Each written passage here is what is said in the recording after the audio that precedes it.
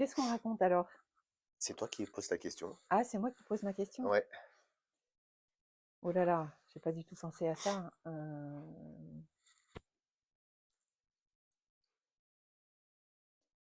Hem,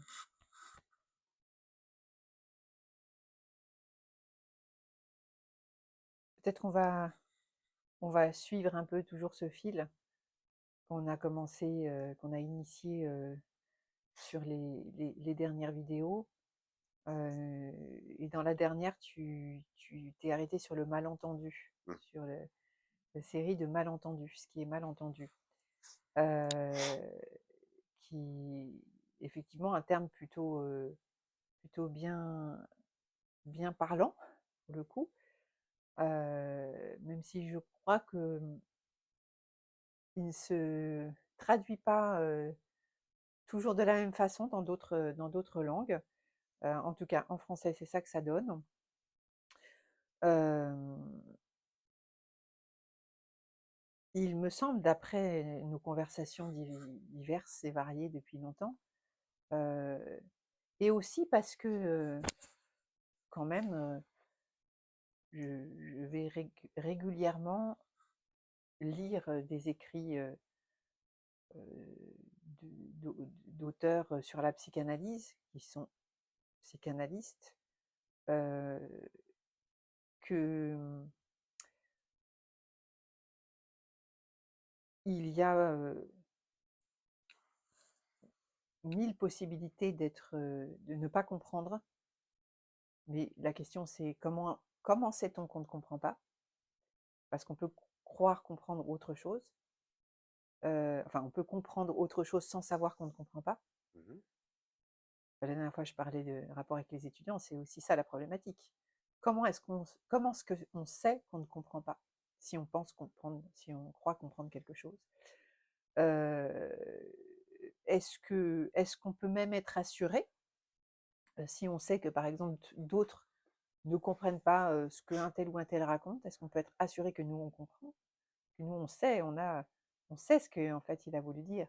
Bon, alors évidemment, je vais pas te refaire, l'article sur, des extraits bien choisis que l'on passe, parfois à la radio, ou que l'on reporte, dans des écrits, de Lacan sur ce qu'il aurait dit sur la femme, sur plein d'autres choses et qui en font, tout à la fois un misogyne, et qui font de Françoise Dolto, potentiellement une pro-pédophile, enfin bon. Heu, bon, c'est mal entendu. Mmh. Comment est-ce qu'ils sont incompressibles? Voilà, Mmh. est-ce que c'est ça la question? Est-ce qu'ils sont incompressibles? Comment on fait pour, éventuellement, dire: «Vous avez mal entendu, voilà ce qu'il y avait à entendre»? Est-ce que c'est possible? Heu et justement, la manière dont tu parles parfois, si je te dis: «Est-ce que c'est Mmh. possible?» on n'est pas loin de comprendre, mais je malentends aussi sans Mmh. doute que, heu, ça fait partie du jeu et que sans ça, il y a pas de jeu. Mais Alors au tout au bon au pas au sens, cynique du terme ou, mmh, voilà. Heu, pas au sens cynique du terme, mais je reprends le terme de jeu. Il s'agit d'une mise, par exemple, le jeu comme ça, avec les règles du jeu. Mais il s'agit surtout que du jeu, qui permet aux immeubles, tokyoïtes de pas s'effondrer. C'est-à-dire d'une structure qui donne du jeu à l'ensemble. Et c'est ce repérage de ce jeu-là qui est important. Un jeu qui joue toujours sur l'équivoque. Heu, Comment être sûr qu'on va être compris? Ce à quoi l'analyste tient la position ferme de comment être sûr qu'il va pouvoir supporter qu'il ne s'agit pas d'être compris, puisque c'est impossible et c'est complètement autre chose. L'analyste ne cherche pas à être compris, auquel cas justement ce serait un gourou. Parce que être compris, ça veut dire être pris à l'intérieur d'eux, dans l'enclos, être pris dans l'enclos, se mettre à l'intérieur de l'autre. Qu'une parole ou qu'une pensée ait pour objectif de faire effraction dans l'autre et d'y être compris, c'est-à-dire que ça se referme sur sa parole, c'est et un souhait de disparition, je m'abandonne à l'autre finalement, et une effraction qui revient justement à une bombe à retardement, c'est-à-dire que l'autre, je le fais imploser ensuite, puisque je suis à l'intérieur de lui et je prends toute la place. C'est le gourou, le maître, voilà, la secte. Alors que ce qui a été dit, ou il me semble, beaucoup de ce que tu as dit dans d'autres de nos échanges précédents, c'est quand même un questionnement par rapport à la réception, à l'émission d'une parole, à condition d'une ouverture. Mais l'ouverture, personne ne dit qu'elle doit être refermée. C'est-à-dire que la portée d'une parole, puisque c'est ce dont tu avais parlé précédemment, que ce soit dans le cadre d'une transmission d'un savoir universitaire, d'une discussion entre amis, d'une parole en famille. Un jour, ma mère m'a dit ça et j'ai réalisé après sa mort que... donc ça, c'est dans tous les domaines, mais ça sous-entend qu'il y a une ouverture qui a été maintenue. Et ça, et cette ouverture, justement, c'est, il s'agirait de se poser la question, ça fait longtemps qu'elle est posée pour les analystes, qu'est-ce qui fait qu'indubitablement et irrémédiablement, on essaye de la refermer? Et que tout le travail, ce soit justement un travail impossible, puisque jamais résolu, mais heureusement, ce soit de maintenir l'ouverture. Et qu'une parole puisse toujours avoir des effets, tôt ou tard, pour le dire comme ça. Mais il n'y a pas de... Justement, ce qui apparaît d'un côté comme une solution, ce serait plutôt une résolution, une résolution qui veut dire justement, qui ne résout pas. C'est-à-dire, je m'engage dans ce cheminement de maintenir en permanence une ouverture, une possibilité qu'il y ait quelque chose qui advienne par la parole. Et c'est ça, ça se fait par le jeu. Les histoires voilà, de Lacan ou de Dolto ou de qui que ce soit d'ailleurs, c'est une manière, voilà, de prendre un endroit très précis, la parole de quelqu'un. C'est pas propre à ces personnages-là, mais j'ai relu il y a peu justement une intervention de Lacan, assez courageuse, très courageuse même, puisqu'il va dans un endroit où il est censé faire ami-ami avec les gens qu'il invite. Il dit ce qu'il a à dire, et du coup ça fait scandale. C'est-à-dire que faire scandale, c'est d'ailleurs proposer à l'autre quelque chose qui ne participe pas du symptôme collectif. C'est-à-dire lui proposer une parole qui ne vienne pas alimenter le symptôme collectif qui peut se traduire soit par une crise absolue, soit par on se comprend. Ce qui est pire que tout, la même chapelle. Venir proposer, où que ce soit, mais par définition en même temps, une parole qui fasse grain de sable, parce que c'est pas possible autrement. Je dis c'est courageux, c'est ma définition de l'intelligence. L'intelligence, c'est un courage dont on n'a pas le choix. C'est-à-dire porter une parole en tant que parole. C'est-à-dire que ça, justement, ça interroge. Il le fait, il se fait reprendre de voler, et ce qui est passionnant, c'est puisque là, il est là, et ben on pourrait dire ça comme ça c'est très compréhensible, il élève le niveau. C'est-à-dire que il fait percevoir qu'il a été, en fait, il y a été moderato, que ce moderato a fait scandale, et ben que c'est pas gênant. Puisque ça a fait scandale, c'est qu'il y a une ouverture, et ben maintenant il va pouvoir dire la chose qu'il introduit en disant que c'est toujours, pour le coup, il dit, c'était très inconscient de ma part, mais au sens usuel du terme, c'est-à-dire irréfléchi, soi-disant de ma part, de croire que puisse être reçue une parole qui ne vient retranscrire qu'une tranche de ma pratique, qui vient en fait s'insérer dans un truc qu'il faudrait prendre de manière complètement transversale. Et donc du coup, bah, maintenant, puisque c'est ça, je vais pouvoir vous dire des choses beaucoup plus massives. Et il avance encore d'autres choses. Mais tout est bon à prendre pour de toute façon montrer qu'on supporte ce qu'on dit. Si l'analyste a fait une analyse, eh ben c'est que la supposition de savoir qu'on lui prête en début d'analyse, eh ben c'est que en fait on se l'accorde à soi-même sans le savoir. Mmh. et que ce qu'on impute à l'autre, c'est pour ça que je te posais la question parce que pour ma part, c'est effectivement beaucoup plus gênant, mais c'est une position éminemment personnelle, subjective. C'est beaucoup plus gênant qu'on adhère absolument à ce que je dis. Ça m'a toujours été quasiment insupportable, le je bois tes paroles. C'est dérangeant quand justement, ça peut ne pas être reçu. Moi, en tout cas, c'est quelque chose que je repère très vite et ça me met au travail. Donc c'est une disposition toute personnelle. Mais pour en revenir à la pratique de l'analyse, quelqu'un qui vient frapper à la porte en me disant: «Je voudrais faire une analyse avec vous», il faut finir la phrase qui n'est pas finie jamais comme ça. «Vous qui savez ce dont je souffre», et ben, ce qui est entre parenthèses, le «vous qui savez ce dont je souffre», on lui retourne. Souffrez de pouvoir, vous, le supporter, votre Mmh. savoir dont vous souffrez. Mais peut-être, quelque chose pour rebondir parce que 1000 choses me sont venues pendant que tu parlais, mais je pensais à la réception heu, de la parole qui est un peu autre, Mmh. à un moment donné. C'est-à-dire qu'il y a, une idée dominante, on va dire, très simplement, hein, j'ai un vocabulaire très très basique, Mmh. de ce point de vue et puis on émet une idée qui contrarie Oui. cette idée dominante en raison du travail qu'on a fait, Mmh. de toutes sortes, là tu parlais de Lacan.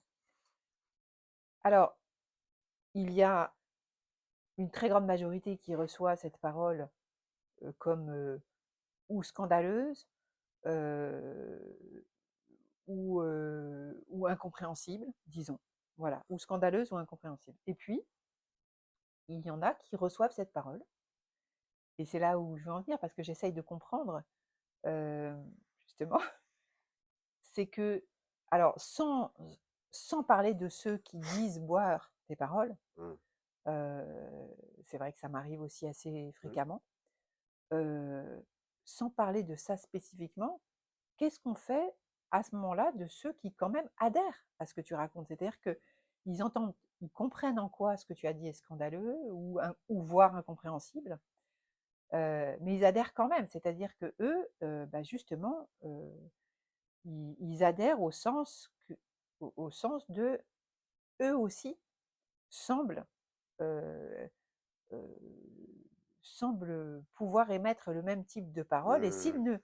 s'ils ne l'ont pas déjà fait, bon, c'est toujours la difficulté, c'est que, voilà, ils ont attendu que quelqu'un le fasse explicitement comme toi, Mmh. pour pouvoir y adhérer.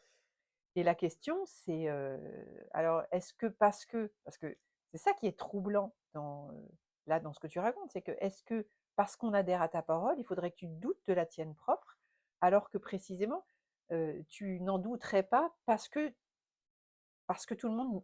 personne n'y adhère. Mmh. C'est-à-dire c'est le côté, pas recevable de la part des autres, opposé par les autres, qui rendrait ta propre parole, enfin recevable à tes propres yeux Mmh. plutôt, alors que l'adhésion ne la rendrait pas recevable. Il y a un petit côté Oui, systématique qui est gênant, voilà le qui peut malentendu. être gênant. Voilà le Voilà, malentendu que je ne vais pas, résoudre, mais moi dissiper. ce que je propose, c'est, les termes que tu as employés, c'est troublant. Justement, il s'agit que ce qui est trouble puisse en tout cas se lire, même si ça fait pas plaisir. Heu, j'ai jamais dit que le fait qu'on adhère ou pas à ma parole la valide à mes yeux. Mmh, Ça, je ne l'ai jamais dit et non. Par contre, heu, il faut ce qu'il s'agit justement de delinéer, d'éclaircir, c'est que ce sont 2 lignes différentes, d'adhérer à une parole et d'adhérer à celui qui la supporte ou à celle qui la supporte. Ça s'appelle le transfert. Le transfert, ça se manie en analyse. Le transfert, voilà, on vient quand même, on l'a à la bonne, l'analyste, ou on lui signifie avec un grand sourire que c'est le dernier des connards, sans s'en rendre compte, mais on raconte plein de choses qui désignent la chose. Mais en tout cas, c'est par une certaine adhésion à la personne, que se maintient le travail.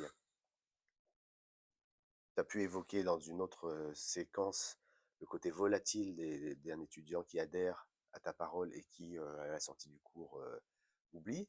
Alors de manière très drôle, j'ai entendu, quelqu'un que je connais qui pense intituler un de ses tableaux, «Mémoire d'un poisson rouge». Je trouve ça excellent. Et ben, heu, voilà, ces gens qui adhèrent complètement, puis, ils vont passer à autre chose. Mais c'est pas justement, ce que ça interroge, c'est est-ce qu'ils adhèrent à une parole en tant que volatile,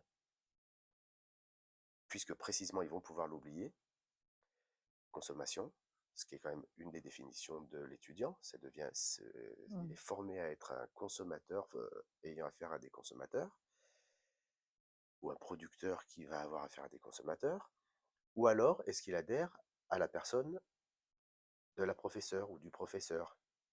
Voilà, et ben c'est ça ça c'est une ligne à ne jamais perdre de vue. C'est une chose d'adhérer à une parole, c'est une chose d'adhérer à celui ou celle qui la supporte.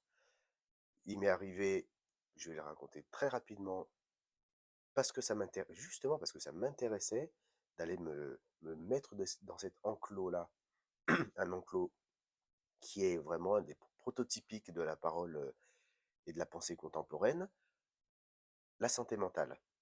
Donc voilà deux mots que on a insufflé il y a quelques années. Quelques années, ça date quand même de 1972. Donc un maillage de l'état mental et de la santé mentale, donc des termes tout à fait interrogeants, mais que personne, enfin, qui ne sont pas tellement interrogés. Maillage de la santé mentale au niveau de la psychiatrie en France. Et donc, c'est relancé depuis quelques années. Donc, tous les professionnels de la profession, donc c'est moi à la bouche, la santé mentale, où on en est de la santé mentale. Je suis allé à 3 réunions, voilà, qui étaient très différentes, pour me rendre compte de ce qui pouvait s'y dire.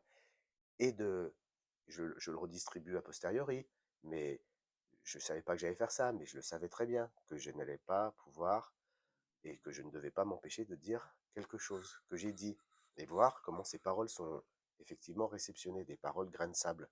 Mais grains de sable en tant que évidente. C'est-à-dire que si tu me parles dans une séquence précédente de Bruno Latour, que l'ouvrier ou celui qui est dans une usine ou dans une entreprise va parler de ceci, lui, il va voir des flux, mais jamais au grand jamais, il va interroger qui couche avec qui et dans quelles conditions et pourquoi.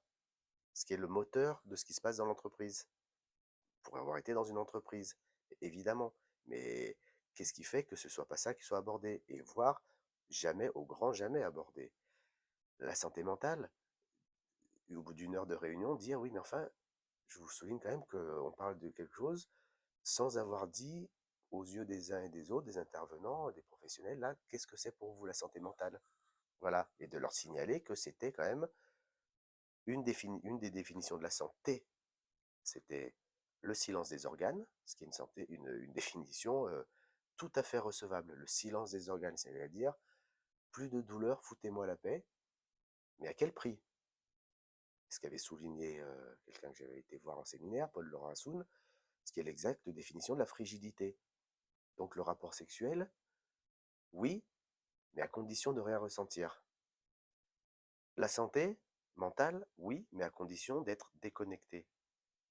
Alors dire à des gens, est-ce que c'est ce que vous proposez à la population à laquelle vous avez affaire, de les frigidifier mentalement, c'est-à-dire de ramener quand même le questionnement à la question sexuelle, ben voilà quelque chose qui, effectivement, il faut pouvoir le soutenir dans une assemblée.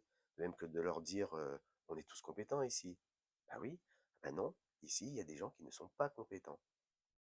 Déjà parce qu'on n'est pas tous dans le même champ d'activité professionnelle, donc moi je n'ai pas votre compétence de podologue ou ceci, cela. Mais en plus, dans chacun des champs, on sait très bien qu'il y a des gens qui ne sont pas compétents. Ben là, c'est reçu dans un silence qu'on appelle, voilà, comme on veut, Poli. poli, un ange passe, peu importe, mais en tout cas, il y a des effets plus ou moins directs. Et je te l'ai souligné, c'est quand même moi ce qui m'a frappé, c'est les trois personnes de strates tout à fait différentes et bien entendu pour des raisons très différentes qui sont venues me dire merci, mais en loose day, parce que j'avais lâché le mot de compétence. C'est un endroit où il s'agit surtout de ne pas l'évoquer. Ben voilà, ben, il y a ce qui est dit et il y a celui ou celle qui le dit. Et ce sont deux lignes qui précisément ne peuvent pas être, ramenées l'une à l'autre. Ou alors, il faut se demander pourquoi. OK. Voilà pour aujourd'hui, je pense. Bah, ouais, C'est c'est bon. pas mal.